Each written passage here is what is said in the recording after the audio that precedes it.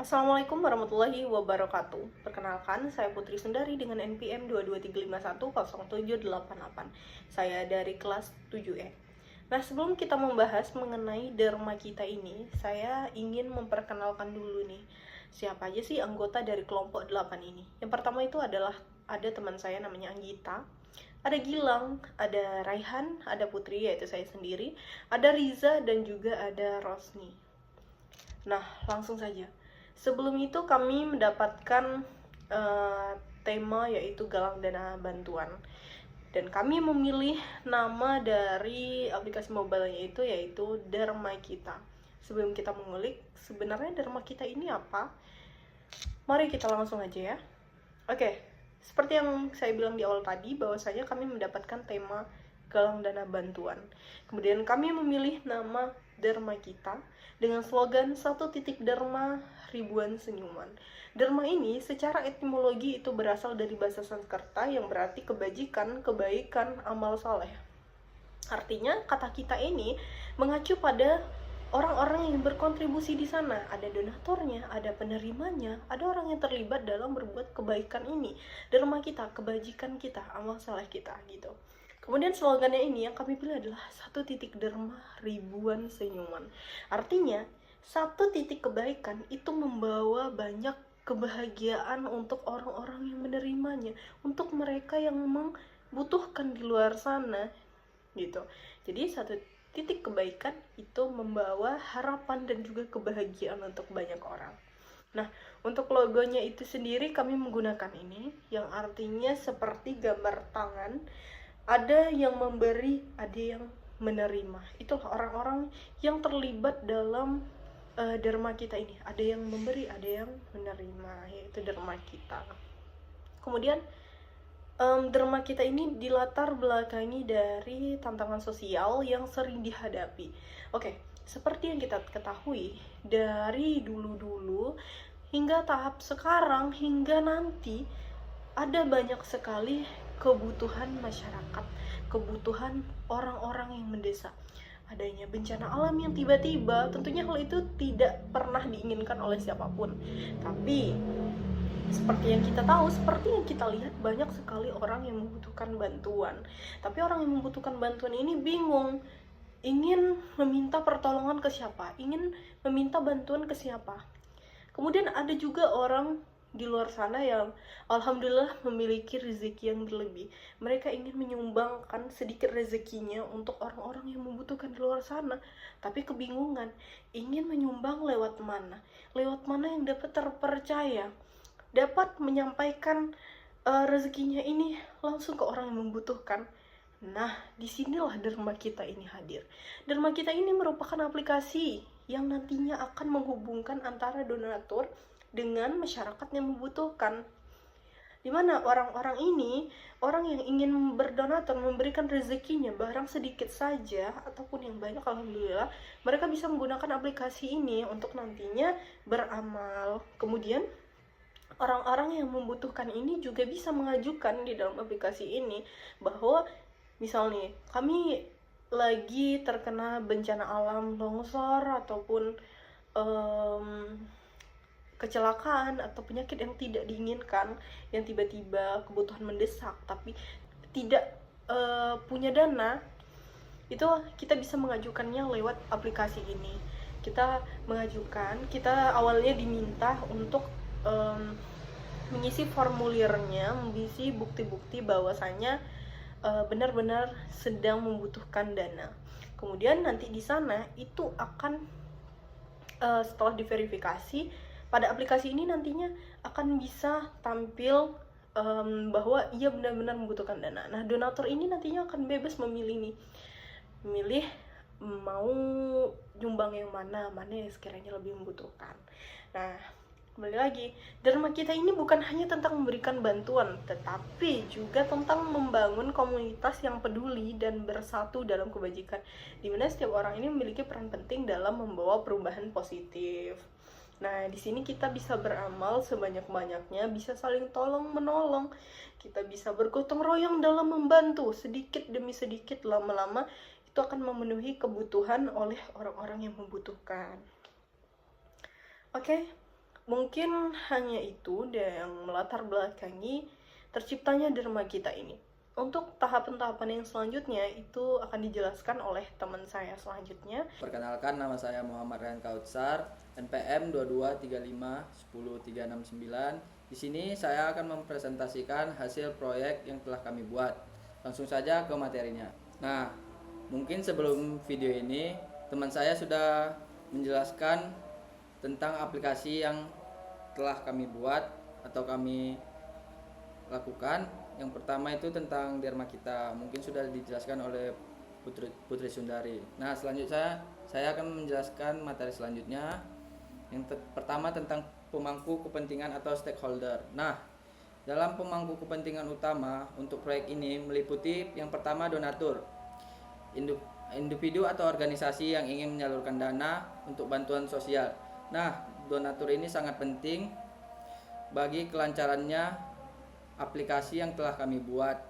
Selanjutnya penerima bantuan, masyarakat atau organisasi yang memerlukan bantuan dana untuk menghadapi bencana atau kesulitan ekonomi. Yang ketiga, organisasi pemerintah atau non pemerintah. Nah, di sini tugasnya sebagai pengawas atau pihak yang terlibat dalam proses verifikasi dan distribusi bantuan. Jadi, donatur mengirimkan dananya ke pihak kami atau aplikasi, lalu aplikasi akan mengirimkan dana ke masyarakat yang membutuhkan atau yang ekonominya susah. Nah, selanjutnya tim pengembang aplikasi. Nah, pengembang aplikasi ini yang bertanggung jawab untuk pembuatan aplikasi serta tim operasional yang mendukung aplikasi. Yang kelima itu pengguna akhir yang memungkinkan menggunakan aplikasi untuk mencari bantuan atau mengkonfirmasi orang lain mengenai kampanye donasi. Nah, maksudnya di sini masyarakat umum ini bisa memberitahu kepada donatur bahwa ada masyarakat yang kurang mampu, dan juga masyarakat umum ini bisa memberitahu kepada kami atau pihak donatur kalau misalkan ada masyarakat yang kurang mampu yang ingin ditolong. Selanjutnya tujuan dan sasaran proyek atau project objective and goals. Nah, tujuan utamanya ialah menciptakan sebuah aplikasi yang menghubungkan donatur dengan penerima bantuan secara efisien dan aman. Selanjutnya sasaran proyek. Nah, sasaran proyek ini memfasilitasi donasi yang cepat dan mudah dari berbagai pihak. Selanjutnya memberikan platform transparan bagi penerima ataupun yang mengajukan bantuan dan mempercepat distribusi dana. Yang ketiga, meningkatkan kepercayaan donatur melalui sistem verifikasi yang handal. Nah, selanjutnya itu lingkup proyek atau project scope. Di sini meliputi 4. Yang pertama, donatur untuk mencari inisiatif sosial atau penggalangan dana dan melakukan donasi secara online. Yang kedua, penerima bantuan untuk mengajukan permintaan donasi dengan mengunggah dokumen verifikasi. Yang ketiga, sistem verifikasi yang memungkinkan pihak ketiga memvalidasi informasi penerima bantuan. Yang keempat, pelaporan dan monitoring sehingga donatur dapat melacak penggunaan donasi mereka. Nah, platform yang harus mendukung transaksi dengan berbagai metode pembayaran, pengembangan antarmuka yang user friendly dan mudah digunakan baik oleh donatur maupun penerima bantuan. Jadi mungkin itu saja yang bisa saya sampaikan. Kenalkan, nama saya Rasti Dewita, NPM 2235106886. Di sini di video kali ini saya akan melanjutkan penjelasan dari teman saya yang sebelumnya. Saya akan menjelaskan tentang langkah-langkah step by step. Yang pertama itu langkah 1, identifikasi pemangku kepentingan. Yang pertama itu melakukan pertemuan dengan tim inti dan pihak-pihak terkait seperti organisasi sosial, donatur potensial, serta penerima bantuan.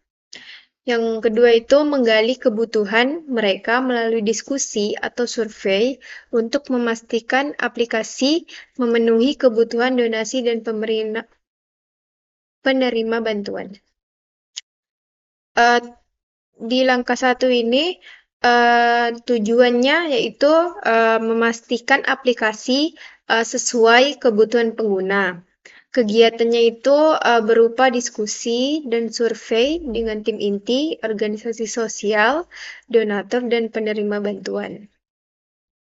Yang kedua itu langkah 2, definisi lingkup proyek. Yang pertama itu tentukan fungsi utama aplikasi seperti fitur donasi, pengajuan bantuan, verifikasi data, dan laporan. Maksudnya itu menetapkan batasan dan fitur utama aplikasi. Yang kedua, tentukan platform aplikasi Android atau iOS dan integrasi payment gateway untuk memudahkan transaksi. Kegiatan di langkah 2 ini menentukan fitur penting seperti donasi, verifikasi, dan laporan. Tentukan platform Android atau iOS dan payment gateway. Nah, langkah ketiga itu pengembangan kasus bisnis. Yang pertama itu susun alasan bisnis untuk proyek ini, termasuk manfaat yang akan diperoleh oleh donatur, penerima bantuan, dan sponsor proyek. Maksudnya itu tujuannya untuk menyusun alasan bisnis itu apa dan manfaat bagi pengguna. Lalu kegiatan di langkah 3 ini berupa menganalisis manfaat aplikasi bagi donatur, penerima bantuan, dan sponsor, termasuk analisis SWOT untuk melihat potensial dan tantangan. Lalu langkah keempat itu ada penyusunan anggaran awal. Yang pertama, rinci biaya yang dibutuhkan untuk pengembangan aplikasi, keamanan, hosting, pemasaran, dan operasional. Tujuannya untuk menyusun perkiraan berapa biaya selama pembuatan proyek. Yang kedua itu ada pertimbangan biaya tambahan untuk pengembangan berkelanjutan, seperti pembaruan fitur atau dukungan teknis. Kegiatan di langkah 4 ini berupa hitung biaya pengembangan, keamanan, hosting, dan dukungan serta dukungan teknis berkelanjutan. Yang kelima, penyusunan garis waktu awal. Buat garis waktu yang memuat fase pengembangan proyek, mulai dari desain, pengembangan, uji coba, hingga peluncuran aplikasi. Maksudnya yaitu di langkah kelima ini, tujuan penyusunan garis waktu awal ini untuk memberikan gambaran tahapan waktu proyek. Kegiatannya selama penyusunan garis waktu awal berupa membuat timeline, mulai dari desain, pengembangan, uji coba, hingga peluncuran aplikasi. Yang terakhir, langkah ke-6, identifikasi resiko. Yang pertama itu identifikasi resiko teknis, sosial, dan keamanan yang dapat menghambat proyek. Tujuan dari langkah 6 ini untuk mengantisipasi tantangan yang mungkin terjadi.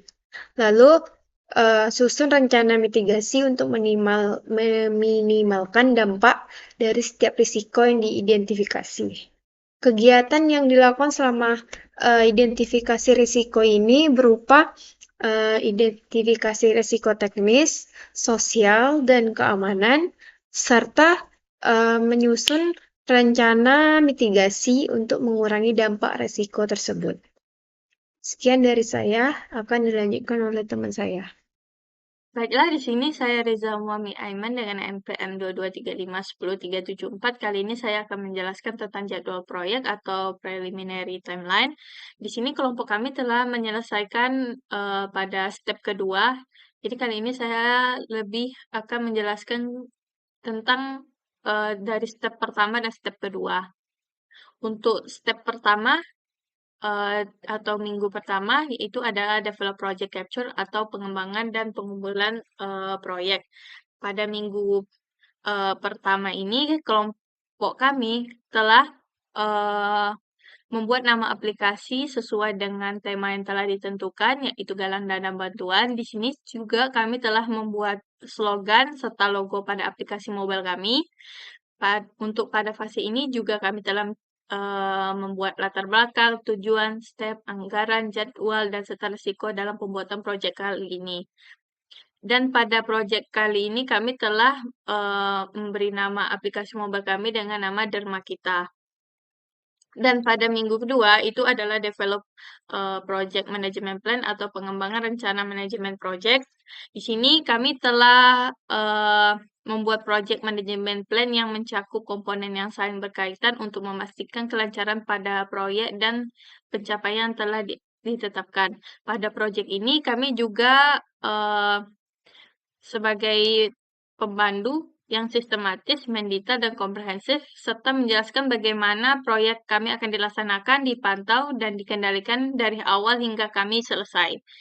Di sini kami juga akan menentukan rancangan jadwal, rancangan biaya, komunikasi, dan bagaimana kami manajemen risiko dan stakeholder-nya yang berperan serta dan bertanggung jawab dalam proyek kami ini. Untuk minggu ketiga itu adalah direct and project manage project work, atau di sini kami akan mengatur dan mengelola project pekerjaan pada project kami. Di minggu keempat itu adalah monitor dan kontrol project. Di sini kami juga akan memantau dan mengontrol jalannya project kami ini sampai selesai. Dan minggu kelima kami ada integrated change control atau kontrol perubahan terpadu. Di sini nanti kami akan juga diapakan dalam pengembangan project atau update-nya nanti. Dan di minggu ke-6 itu adalah closing dan finishing project. Di sini ada penutupan dan penyelesaian dari proyek kami ini yang kami beri nama Derma Kita. Berikutnya adalah identifikasi risiko dan strategi mitigasi.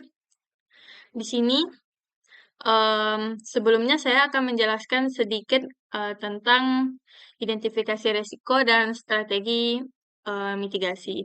Identifikasi risiko di sini kami pada proses awal dan nanti selanjutnya itu nanti kami akan menangani potensi ancaman yang misalnya nanti menghambat keberhasilan proyek kami. Di sini step ini salah satu nanti tim kami akan memahami masalah potensial sebelum masalah tersebut muncul.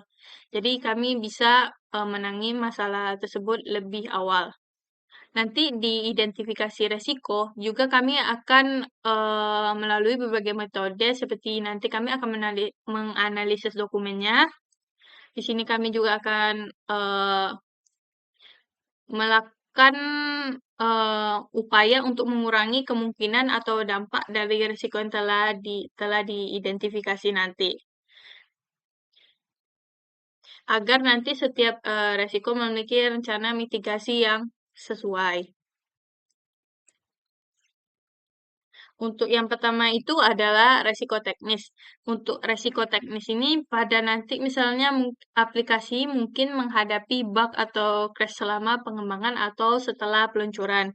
Untuk mitigasinya itu kami akan melakukan pengujian menyeluruh atau testing sebelum peluncuran dan siapkan tim teknis untuk segera memperbaiki bug-nya. Di sini ada juga resiko keamanan. Untuk pada risiko potensi kebocoran seperti data yang sensitif seperti informasi pembayaran donatur atau data pribadi penerima bantuan. Untuk mitigasinya adalah implementasi sertifikat SSL atau enkripsi data dan melakukan audit keamanan secara berkala. Berikutnya ada risiko sosial. Pada risikonya ini nanti kurangnya kepercayaan pengguna terhadap sistem verifikasi atau transportasi penggunaan dana. Untuk mitigasinya itu membangun komunikasi yang transparan dengan donatur melalui rapor rinci tentang alokasi dana dan menampilkan sistem verifikasi yang jelas dan terpercaya. Untuk risiko operasionalnya, di sini kami di sini risikonya adalah keterlambatan dalam pengembangan aplikasi dan pengujian yang tidak memadai. Untuk mitigasinya, nanti akan membuat jadwal proyek yang lebih fleksibel dengan buffer waktu dan tim pengembangan yang lebih berdedikasi, serta dilakukan tinjauan rutin pada tim setiap milestone. Sekian dari saya. Selanjutnya akan dijelaskan oleh teman saya. Baiklah, selanjutnya saya di sini Anggita Wahiduni Putri dengan NPM 2235 1084 akan melanjutkan presentasi selanjutnya untuk materi Development Management Plan untuk website donasi. Di sini kami memiliki rancangan jadwal yang dibagi dalam beberapa fase dengan target dan kegiatan spesifik untuk setiap bulannya. Untuk bulan pertama di sini kami berfokus untuk perencanaan dan persiapan. Untuk bulan kedua di sini kami ada pengembangan awal desain. Ada di bulan ketiga kami ada pengujian dan penyempurnaan. Dan bulan keempat di sini kami ada peluncuran dan monitoring. Di bulan pertama di sini, untuk minggu pertama di sini kami tuh lebih fokus menentukan tujuan proyek dan lingkupnya dengan melakukan analisis kebutuhan untuk menentukan fitur yang dibutuhkan. Jadi tujuan utama kami membuat website ini adalah menciptakan sebuah aplikasi yang menghubungkan donatur dengan penerima bantuan secara efisien dan aman. Sedangkan untuk cakupan fiturnya di sini kami berfokus untuk formulir donasi yang mudah digunakan serta bisa melakukan transparansi terhadap donasi yang dilakukan dan memberikan informasi program. Jadi program yang kami lagi jalankan bisa kami menyediakan detail program donasi atau kampanye donasi yang berjalan. Untuk minggu kedua, di sini kami berfokus melakukan riset pasar untuk menentukan fitur utama yang diperlukan seperti form donasi, autentikasi pengguna, dan dashboard donasi. Di sini kami berfokus untuk melakukan website yang berbeda atau unik dari kompetitor lainnya dengan memperhatikan user pengguna, fitur utama yang ditawarkan termasuk tampilan dan keamanan dan metode pembayaran tersebut. Untuk minggu ketiga dan keempat di sini kami berfokus untuk membuat wireframe awal dan arsitektur sistem. Kami di sini mengembangkan prototipe UI dan UX untuk mengumpulkan feedback dari stakeholder. Untuk wireframe di sini kami membuat desain dasar halaman tampilan seperti halaman utamanya di sini kami memberikan ringkasan program donasi dan akses mudah ke form donasi. Untuk form donasi di sini kami membuat tampilan yang simpel dan mudah diisi. Untuk halaman pelacakan di sini kami melakukan informasi yang transparan. Sedangkan untuk arsitektur sistemnya kami merancang alur diagram data yang menunjukkan hubungan antara back-end dan front-end dari inputan pengguna hingga tersimpannya di basis data. Selanjutnya untuk prototipe UI dan UX-nya di sini kami berfokus untuk mengembangkan tampilan interaktif awal untuk menguji navigasi dan tampilan visual dengan pemangku kepentingan. Jadi feedback di sini tuh membuat kami dalam penyempurnaan desain sebelum kami membuat desain final. Selanjutnya di bulan kedua. Di bulan kedua di sini adalah pengembangan awal dan desain. Untuk minggu ke-1 dan keduanya kami di sini berfokus untuk pengembangan back-end. Untuk pengembangan back-end di sini ada database untuk donasi dan pengguna. Jadi untuk pengembangan back-end ini kami berfokus untuk membangun basis data. Jadi kami membuat basis data struktur yang menyimpan data pengguna, transaksi donasi dan program donasi serta status kontribusi. Jadi di dalam sini nih terdapat datanya harus aman. Jadi kami menggunakan enkripsi untuk menjaga keamanan data.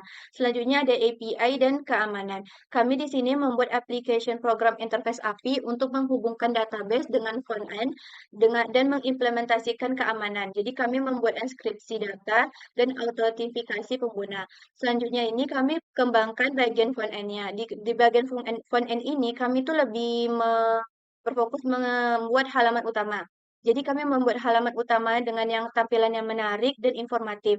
Jadi kami di sini bertujuan untuk memperkenalkan program donasi dengan menyediakan akses cepat ke form donasi. Selanjutnya untuk form donasi di sini kami membuat desain yang responsif dan mudah digunakan. Jadi kayak termasuk opsi untuk input, donasi, serta dengan metode pembayaran yang mudah. Selanjutnya di minggu ketiga dan keempat di sini kami berfokus untuk implementasikan fitur utama.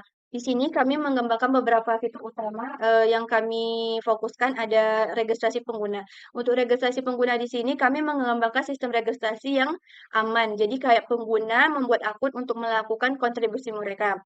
Selanjutnya ada proses pembayaran donasi. Kami membuat pembayaran donasi ini dengan mudah dan aman. Seperti untuk beberapa metode pembayaran kayak seperti kartu kredit, transfer bank maupun e-wallet. Selanjutnya untuk pelacakan donasi. Jadi kami di sini juga membuat fitur ini untuk menampilkan kontribusi donasi pengguna dalam bentuk laporan atau grafik penggunaan. Jadi lebih transparan. Untuk fase ketiga, bulan ketiga di sini adalah pengujian dan penyempurnaan. Untuk minggu pertama dan minggu kedua di sini, kami melakukan pengujian sistem secara internal. Jadi kami mengujinya yaitu dengan skala kecil dulu. Jadi di sini pengujiannya itu berfungsi untuk melihat fungsionalitas dan pengujian keamanan. Kami di sini untuk pengujian fungsionalitas di sini kami berfokus mengecek semua fitur. Apakah fitur-fitur ini dapat berjalan dengan baik, kayak seperti tombol-tombolnya bisa bisa berfungsi semua, maupun halaman formulir dan halamannya berfungsi tanpa error. Selanjutnya kami di sini membuat user journey testing. Jadi kami di sini tuh menguji pengalaman pengguna dari registrasi, melakukan donasi hingga pelancaran kontribusinya. Jadi kami di sini memastikan alurnya mudah dan bebas dari masalah. Selanjutnya untuk menguji keamanan, kami di sini melakukan dua testing, ada penetration testing. Di sini kami tuh kayak melakukan simulasi serangan untuk mendeteksi proses potensi celah dari website kami. Selanjutnya ada enkripsi data. Di sini kami berfokus menguji apakah data pribadi atau finansialnya dari pengguna ini terlindungi, khususnya pada tahap pembayaran dan penyimpanan data. Untuk minggu ketiga dan keempat di sini kami menyempurnakan fitur dan pengujian integritas. Kami di sini menyempurnakan fitur-fitur ini berdasarkan feedback dari pengguna, kayak misalnya memperbarui bagian yang error atau menambahkan fitur-fitur yang dirasa ini kurang atau bagus untuk ditambahkan di website kami.